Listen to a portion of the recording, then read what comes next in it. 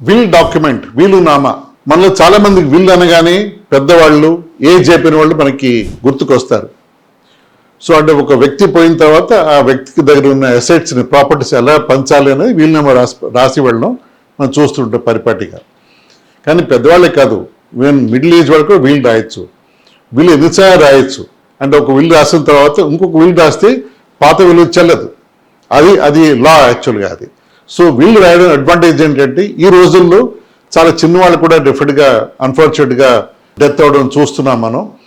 So డెఫినెట్గా మనం అనుకున్న విధంగా మన ప్రాపర్టీస్ కానీ వెళ్ళాలంటే వీళ్ళు రాసుకుంటే కంఫర్టబుల్గా గొడవ లేకుండా ప్రాపర్టీ డిస్ట్రిబ్యూషన్ జరుగుతుంది. వీళ్ళు లేకపోతే కొంచెం ఇబ్బందికరంగా ఉంటుంది డిపెండెంట్స్కి, సక్సెసర్స్కి. సో వీళ్ళు ఎప్పుడైనా రాయండి, ఎప్పుడైనా మార్చచ్చు, మొత్తం మార్చేయచ్చు కావలిస్తే అది. సో దఫ్ వీళ్ళు రాసిన మొత్తం మీ పెద్దవాళ్ళ పేరు కాదు, ప్రాణం పోతుందని కాదు, చిన్నవాళ్ళైనా సరే వీళ్ళు రాసి పెట్టండి. ఆ డిసిప్లిన్ ఉంటే మంచిది. Signing off, Subhash Babu.